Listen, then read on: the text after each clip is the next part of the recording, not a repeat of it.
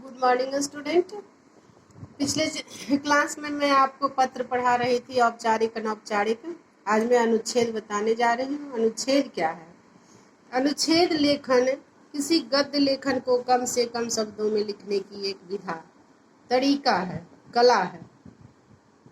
किसी भी, जैसे हम लोग निबंध लिखते हैं तो निबंध 100 से 150 शब्द तक जाता है, किंतु अनुच्छेद क्या होता है? 80 से 100 शब्द में ही लिखना होता है। इसका शब्द जो है सीमित होता है। किसी भी विषय पर संकेत बिंदुओं के आधार पर, यानी संकेत बिंदु उसको पॉइंट को कहा जाता है। संकेत बिंदुओं का आधार पर 80 से 100 शब्दों में अपने विचारों को लिखना अनुच्छेद कहलाता है। अनुच्छेद लिखने के लिए निम्न बातों पर ध्यान रखना चाहिए। जैसे निबंध को लिखने के लिए पहले उसकी भूमिका लिखते हैं, उसके बाद कब मनाया जाता, क्यों मनाया जाता, किंतु ये अनुच्छेद में इन बातों को नहीं लेना है। अनुच्छेद में दिए गए संकेत बिंदुओं यानी जो पॉइंट दिया हुआ उसी के आधार पर लिखना चाहिए। वाक्य छोटे छोटे होने चाहिए। किसी भी प्रकार की भूमिका या उपसंहार की आवश्यकता नहीं होती है। भाषा सरल, स्पष्ट, मुहावरेदार होना चाहिए। यानी अनुच्छेद जो लिख रहे हैं उसमें भाषा बिल्कुल सरल होना चाहिए, जो कि जल्दी समझ में आ जाए।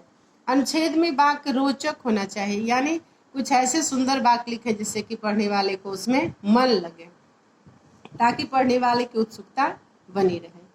उदाहरण स्वरूप मैं आप जो मैं संकेत बिंदु बताई होती वो क्या है, उसको मैं उदाहरण देकर के मैं बता रही हूँ।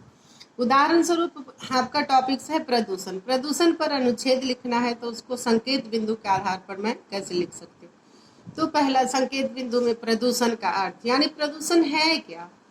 दूसरा कि प्रदूषण कितने प्रकार के होते हैं, और तीसरा प्रदूषण को कैसे रोका जा सकता है।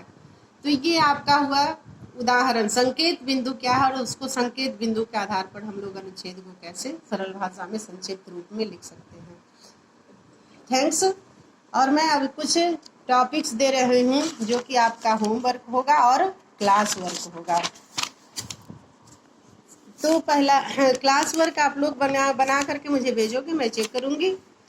क्लास वर्क का टॉपिक्स है इंटरनेट, इसका संकेत बिंदु मैं लिख दे रही हूँ। और होमवर्क में है आतंकवाद, इसका भी संकेत बिंदु लिख रही हूँ। ठीक, आप लोग इसको करोगे। धन्यवाद।